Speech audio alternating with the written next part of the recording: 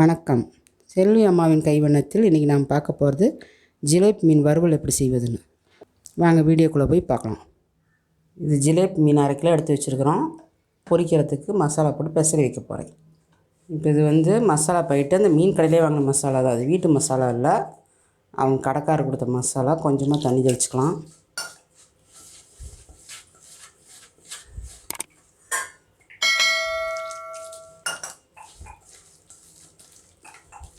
மீனை போட்டுக்கலாம். நல்லா இதெல்லாம் கீத்து போட்டிருக்குது, கீரலாக அதுலெல்லாம் நல்லா மசாலா இறங்குற மாதிரி பெசரி வைக்கணும்.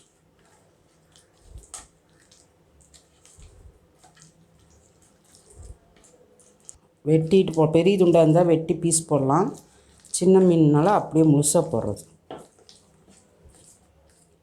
இப்போ மசாலாலாம் நல்லா போட்டு அந்த கீத்து போட்டதுலாம் நான் மசாலா நல்லா ஸ்டஃப் பண்ணி வச்சாச்சு. இது ஒரு 1/2 மணி நேரம் ஊறட்டும்.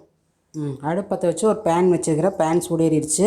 இது எண்ணெய் நிறையா ஊற்றி பொரிக்கிறது இல்லை.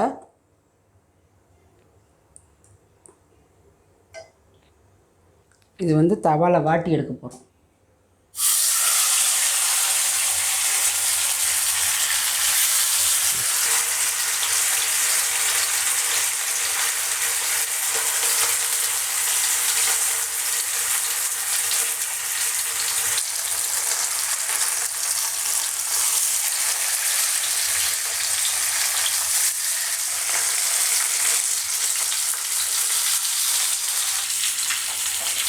நல்லா ஃப்ரை ஆயிடுச்சு.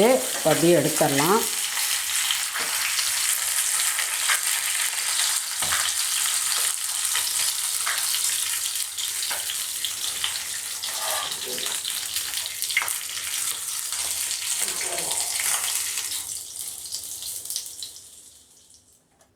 ஜிலேபி மீன் ரெடி ஆயிடுச்சு. சூப்பராக இருக்குது, டேஸ்ட்டாகவும் நல்லா இருக்குது.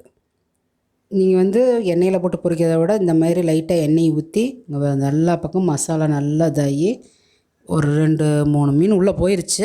அதை வச்சு நாங்கள் சொல்கிறோம். சூப்பராக இருக்குதுன்னு சொன்னாங்க பிள்ளைங்க.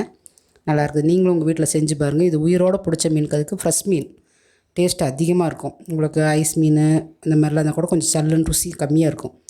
இது குட்டி மீனுக்கு இன்னும் டேஸ்ட்டு அதிகமாக இருக்குது. நீங்களும் உங்கள் வீட்டில் செஞ்சு பாருங்கள்.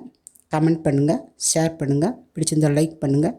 மறக்காமல் சப்ஸ்கிரைப் பண்ணிடுங்க. பக்கத்திலே பெல் ஐக்கான் பட்டனை கிளிக் பண்ணுங்கள். செல்வி அம்மாவின் கைவண்ணத்தில் இது ஒரு தனி சுவை.